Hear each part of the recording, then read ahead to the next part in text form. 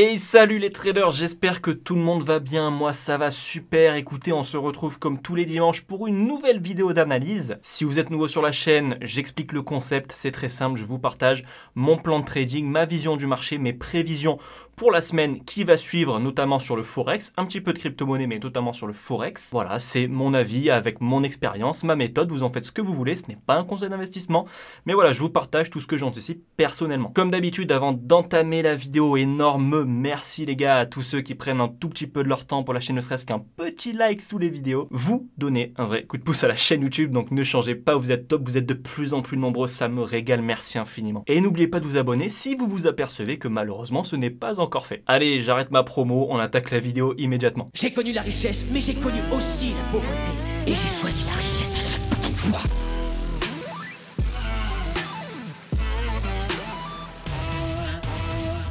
Ok, allez, on commence avec HotCat. Déjà, premièrement, j'ai vu que vous aviez pas trop kiffé le graphique comme ça. Bon, je comprends. Du coup, je suis repassé en bougie. Bon, ça me dérange pas plus que ça pour les vidéos, mais bon, c'est pas grave. J'ai tenté un petit truc, ça vous a pas trop plu.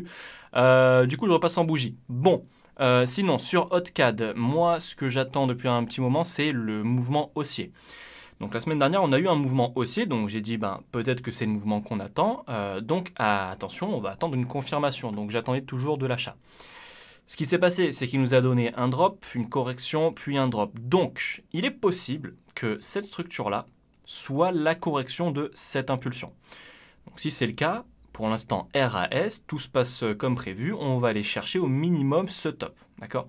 Maintenant, si je me trompe, ce qui est potentiellement le cas, enfin ce qui peut être le cas, il va nous le montrer, il va nous faire une impulsion baissière et il va corriger et ensuite il nous dira clairement je veux faire un nouveau plus bas. Mais pour l'instant, je vais vous donner les deux niveaux à surveiller, c'est très simple, il y a ce niveau-là et celui-ci, d'accord? Donc tant que ce niveau-là n'est pas cassé et qu'on a des buy setup, en ce qui me concerne, je vais les tenter, d'accord? Parce que tant que ce plus bas n'est pas cassé, il peut très bien monter au minimum jusqu'à ce plus haut.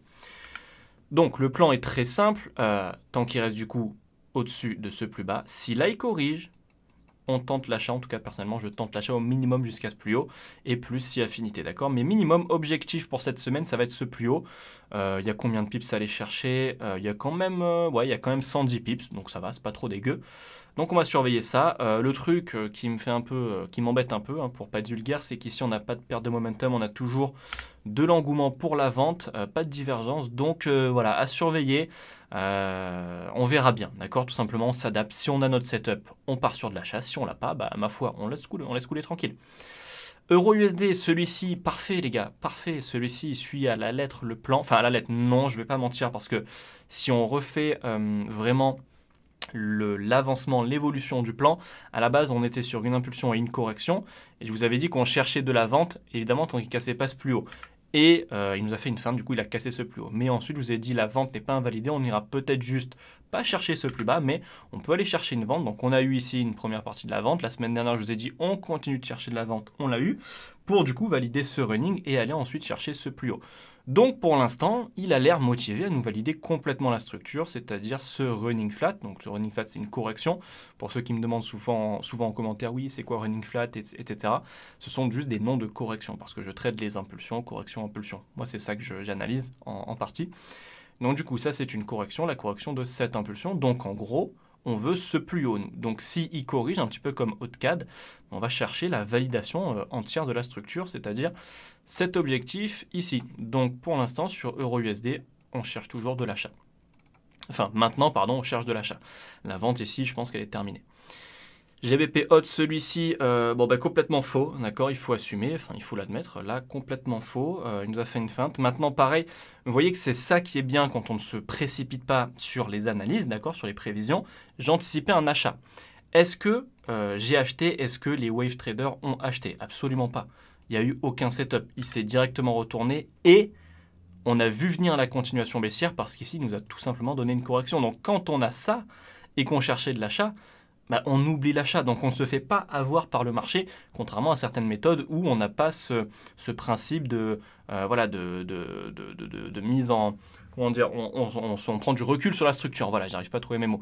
Mais on prend du recul sur la structure, on se dit, est-ce que la structure est en train de changer? Oui, carrément. Impulsion correction, c'est carrément un pattern de retournement ou de continuation baissière. Bref, donc GBP Odd, on s'est planté. Pour les jours à venir, je pense qu'on va toujours aller chercher de la vente. Pourquoi? Parce qu'ici, du coup, il nous a donné sa correction. On n'a aucune perte de momentum ici, donc je pense qu'il va corriger. Et qu'on ira ensuite chercher au minimum encore un plus bas, d'accord? Donc on va surveiller ça pour les jours à venir, donc c'est une correction, on va la mettre en bleu pour une continuation baissière. GBP USD, je vous avais dit qu'on cherchait, en fait il y avait deux scénarios. Quoi qu'il en soit, je vous avais dit que je voulais de la vente, d'accord? Pour les mêmes raisons qu'Euro USD, on voulait, hop, ce running. Mais à l'heure où j'ai tourné la vidéo la semaine dernière, on était actuellement dans une correction. Donc je vous avais dit, il y a deux scénarios, soit il monte, il casse le top et ensuite on va chercher la vente, soit il nous donne la vente immédiatement. Et il a donné la vente immédiatement, ce qui fait qu'il ne nous a pas validé à 100% la structure. Mais bon, au moins on va dire qu'il a validé le running. Donc à présent, on se dirige vers quoi? Exactement comme sur Euro USD, on se dirige vers un achat pour aller valider le running. Donc là, s'il corrige, hop, on va tenter l'achat pour le up. Donc c'est-à-dire vraiment quelque chose comme ça. Ici, on a l'impulsion qui est ici. Si là, on a une petite correction, un petit flag, d'accord, on tente l'achat exactement comme ici. Donc ça, on va le mettre en vert. USD JPY, celui-ci, on veut de la vente jusqu'au plus bas. Alors, bon, il y était presque. Malheureusement, il a remonté. Bon, là, il repart dans sa chute. Donc, à la limite, c'est pas très grave. Mais en fait, le plan n'a pas trop changé. Au final, on y était presque ici. Donc là, on attend juste de voir si on a une opportunité pour aller chercher ce qu'on voulait déjà la semaine dernière. Donc, toujours de la vente sur USD JPY. USD 4, celui-ci, parfait. Correction drop, c'est exactement ce qu'on a eu. À partir de maintenant, sur USD 4, il faut juste faire attention. Je pense qu'on va le mettre en stand-by parce que le plus bas vient d'être cassé et on a une divergence, d'accord, perte de momentum. Donc celui-ci, on va le laisser en stand-by pour le moment, du moins cette semaine. USD CHF, celui-ci, je voulais une correction plus un drop. Alors, il est vachement monté. D'ailleurs, est-ce qu'il a cassé son plus haut? Donc là, j'ai fait ça comme un carac. D'ailleurs, dites-moi si vous connaissez cette expression, mes élèves ne la connaissaient pas. Non, il n'a pas cassé le plus haut. Donc, pour l'instant, on va dire que c'est toujours valide, hein, mais voilà, c'est pas super propre. C'est pas exactement ce que je voulais, on va pas se mentir. Bon, on change pas le plan pour l'instant, dans tous les cas, puisqu'il n'a pas cassé ce plus haut. On peut dire que c'était une correction vraiment qui a beaucoup retracé son impulsion. Hein. Il y en a, ça existe, c'est possible. Donc bon, rien d'alarmant, même si c'est pas exactement ce que je voulais. Donc là, si on a une vraie correction, on tente la vente sur USD CHF. Euro GBP, celui-ci on avait dit qu'on laissait en stand-by, il me semble, exactement.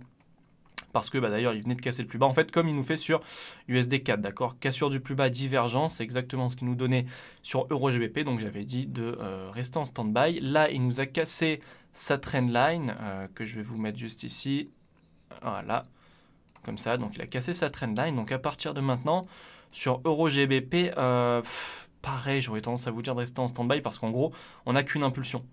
On n'a qu'une impulsion, on n'a que ce mouvement-là. Donc en gros, quand on n'a qu'une impulsion, je l'ai déjà répété souvent, mais c'est pas grave, je vais me répéter encore une fois, c'est pas très grave.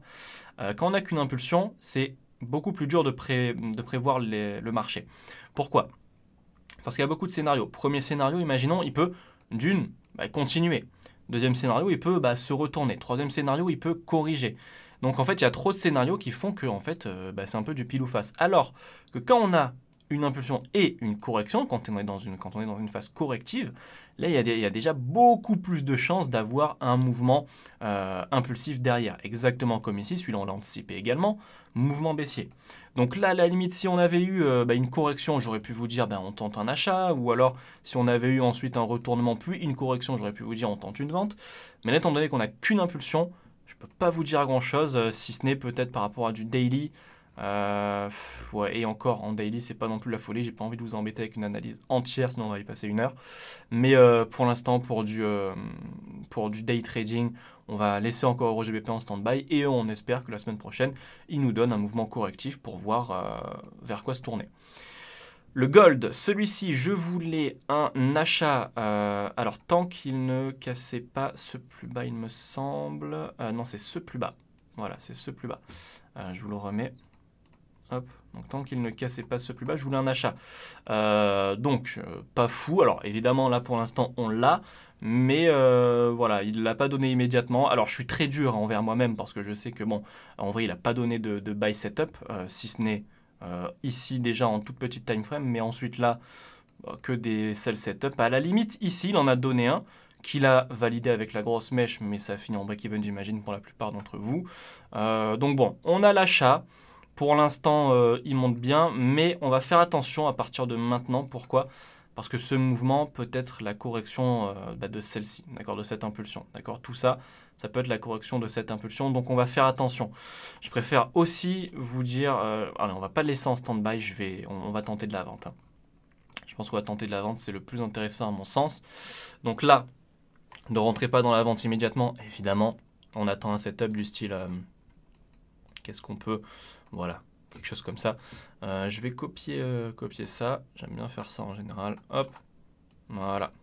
Donc nous, si on veut vendre, il faut qu'on attende quelque chose comme ça. D'accord, donc en gros, déjà un retournement, donc il nous faudrait une impulsion baissière, ce serait top, suivi de sa correction, d'accord. Si on a ça, on peut tenter la vente. Si on n'a pas ça, c'est risqué. Ne rentrez pas comme ça, boum, en plein rush haussier. Pour de la vente, c'est très risqué. Attendez une petite impulsion, une correction, mettez un ordre et ensuite on voit ce qui se passe. D'accord ? Donc on va attendre ça sur le gold à partir de maintenant. On passe sur de la vente. Maintenant, les crypto-monnaies, Ethereum et Bitcoin. Je vous avais dit qu'il ne fallait pas trop s'enflammer, d'accord, par rapport au mouvement qu'on avait eu, parce qu'on avait eu des mouvements comme ça déjà plein de fois et ça n'expliquait pas forcément un up to the moon, d'accord. J'avais pris l'exemple juste ici, quand on avait eu ici cette phase, comme on l'a ici, peut-être de correction ou d'impulsion, un retracement baissier comme on a eu ici, puis ensuite un gros spike. Ici, c'était la fête du slip, mais pas du tout. Ensuite, on est vite revenu à la réalité. Donc, je vous avais prévenu, attention, on est peut-être dans le même scénario. C'est-à-dire que même s'il vient à casser ce plus haut, attention, on n'est pas sur le prochain bull run obligatoirement. Peut-être, hein, mais pas obligatoirement. Donc, il faut faire attention, il faut se contrôler, pas succomber aux émotions, tranquillement. Surtout que là, il n'a même pas cassé son plus haut. D'accord ? Et on va passer directement à l'analyse. Là, il est possible qu'on aille chercher un running. Okay, donc je pense qu'on va pouvoir aller gratter encore un plus haut. Parce qu'ici, on a eu un petit mouvement en 3 temps correctif face à cette impulsion, donc pour aller chercher sa jumelle juste là. Et ensuite, une fois cette correction terminée, pourquoi pas aller chercher encore un up. D'accord ? Donc je pense que pour la semaine qui va suivre, on peut encore aller gratter quelques plus hauts en 2 heures, 1 heure sur Ethereum. D'accord ?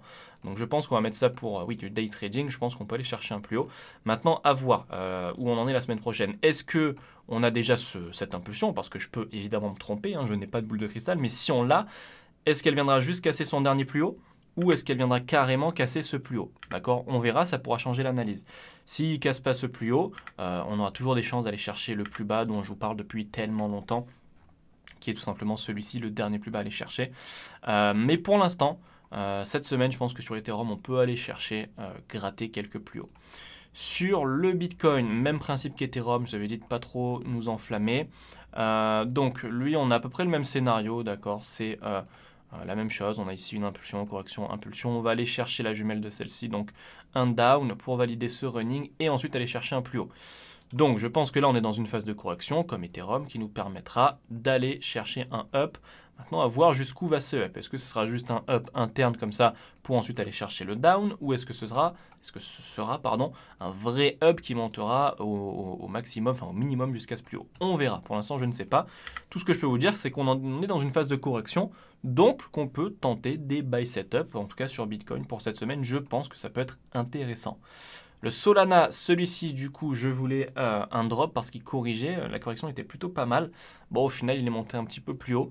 Donc, je pense qu'il est en train de nous valider un plus gros running flat. D'accord ? Si vous faites partie de mes élèves, je pense que vous le voyez tout aussi bien que moi. Ici, on a un très beau running flat. Une belle correction. La correction de quoi ? De cette impulsion-là. Donc là, il va falloir faire très attention sur le sol. Il y a moyen qu'on vienne chuter, d'accord, qu'on vienne chercher au minimum ce plus bas, au maximum celui-ci. Alors je ne l'ai pas du tout fait droit, mais vous avez compris le principe. Maintenant, est-ce que, toujours pareil, je fais vraiment attention de vous rappeler toujours ça, parce que je sais qu'il y a peut-être des jeunes dans le trading, je parle, qui me regardent et qui peuvent se dire, vas-y, let's go, on va vendre. Non, à quel moment est-ce que ça s'invalide? Si vous voyez Solana corriger tout simplement son impulsion, d'accord, eh bien on oublie la vente, parce qu'il y aura de grandes chances d'avoir un up. Ok, est-ce que je peux vous montrer un exemple parce que j'aime bien vous illustrer mes propos. allez, si on prend ça, voilà, imaginons, alors c'était pas du tout le cas, hein, mais imaginons que ici, je vous dise, voilà, on cherche toujours un achat de to the moon, d'accord, imaginons. Mais vous voyez qu'on a une impulsion suivie d'une correction. Bah, à partir de ce moment-là, on oublie l'achat. Parce que le marché est en train de nous dire, attention, j'ai fait une impulsion baissière que je suis en train de corriger, il y a de grandes chances que je continue ma tendance baissière, d'accord? Donc c'est exactement pareil ici. Je vous dis de faire attention à de la vente par rapport à ce running. Donc si on a des sell setup, pourquoi pas, d'accord? Correction, on tente, mais à quel moment on oublie la vente? Si là, il se met à corriger tout ce qu'il nous a donné ici. D'accord? N'oubliez pas, vous devez vous adapter au marché. Ne cherchez pas à avoir raison. On s'en fiche d'avoir raison. C'est pour ça que quand j'ai des analyses qui ne se valident pas, c'est pas très grave. Pourquoi? Parce que dans la plupart des cas, j'ai pas eu de setup. D'accord? C'est vraiment rare. Imaginons que je vous dise là, on veut de la vente, que on ait le setup, le début de la vente, et puis ensuite il se retourne. Franchement, c'est rare. Ça arrive, hein. Je ne peux pas vous dire que ça n'arrive pas. Mais ça reste rare. La plupart du temps, quand il veut invalider un setup, une direction, pardon, il monte par exemple, tout simplement. Okay, donc on n'est pas dans le trade, dans la plupart des cas on n'est pas dans le trade quand notre analyse s'invalide. Donc c'est pour ça qu'on s'en fiche d'avoir raison. Okay, tout ce qui nous importe c'est d'avoir raison de temps en temps avec nos setups. Après d'avoir tout le temps raison c'est pas grave. Juste si on a raison de temps en temps et qu'on a nos setups, c'est bon. On gagne de l'argent. Okay, donc là si vous avez un setup, à tenter selon moi la vente. Si on n'en a pas un, on oublie la vente tout simplement. Voilà, j'ai beaucoup parlé sur Solana. Le DOT, c'est exactement pareil. Pour l'instant, lui n'a pas trop bougé. Ça peut rester une correction juste ici. Donc, on va rester sur ça pour l'instant sur le DOT. On n'a pas, encore une fois, de sell setup. Au contraire, on a eu, comme vous le voyez ici, un excellent buy setup, d'accord? Cette correction après cette impulsion. Donc là, il fallait certainement pas rentrer dans la vente. Mais si, encore une fois, on a quelque chose... c'est un peu compliqué. Ok. Comme ça. Voilà. Bon, alors ça, c'est vraiment parfait. Donc, ça arrive rarement aussi. Je peux pas non plus vous... je vais prendre que cette partie. Je vais pas non plus vous raconter des salades. Des beaux setups vraiment parfaits comme ça arrive rarement. Mais dans l'idée, je veux que vous compreniez ce qu'on attend quand j'annonce une direction. Voilà, on attend ça. On attend une impulsion suivie de sa correction.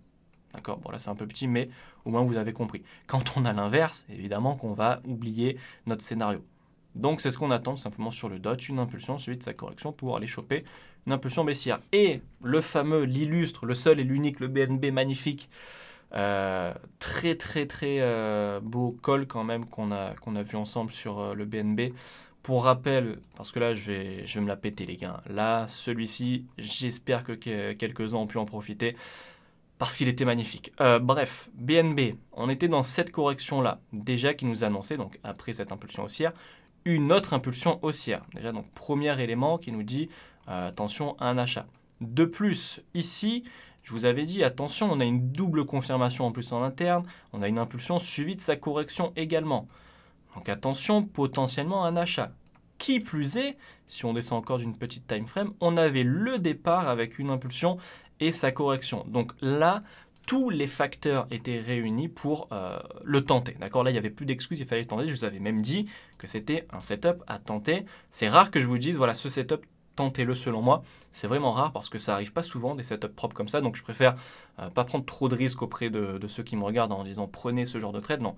Mais celui-là, je vous avais dit quand même, c'est à tenter. Là, vous avez un beau buy setup. Je vous avais donné deux objectifs. Le premier étant ce plus haut, d'accord, par rapport à cette impulsion. Et le deuxième objectif étant ce plus haut, juste ici. Là, d'ailleurs, dont on a parlé aussi la semaine dernière. Hein. Je vous ai dit, on n'y était pas encore, mais je vous avais dit de continuer. Donc là, les deux objectifs ont été atteints. Magnifique. J'espère que vous avez pu en profiter parce qu'il y a quand même une hausse de... Bon, allez, jusqu'au dernier plus haut, il y avait quand même 23%, 24% sans effet de levier. Donc, c'est pas négligeable. J'espère que certains ont pu en profiter. Donc, voilà. Maintenant, sur le BNB, le problème, c'est que, à part vous dire qu'on a une grosse impulsion, là, ça risque d'être compliqué. À part de vous dire en daily qu'on peut maintenant avoir un drop, je vois pas trop quoi vous dire parce qu'attention, ça peut être la correction de tout ce qu'on a eu, de cette impulsion-là. Donc, on fait attention à ça. Mais pour l'instant, on n'a rien. On n'a pas de retournement. On n'a pas de gros sell setup. Donc, j'aurais plutôt tendance à vous dire de mettre le BNB en stand-by, tout simplement. Et on va le laisser avancer cette semaine, voir s'il se retourne, s'il corrige. Bref, on le laisse faire sa vie pendant une semaine. On a pu bien manger sur le BNB ces derniers temps.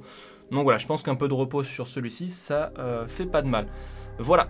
C'est la fin de cette vidéo, j'espère vraiment qu'elle vous aura plu. Si c'est le cas, n'oubliez pas le petit like, le commentaire, ça fait super plaisir. Pensez à vous abonner si c'est pas encore fait, c'est tout pour moi. Je vous dis à la semaine prochaine pour une nouvelle vidéo. Courte vie mais légendaire comme d'habitude. Ciao.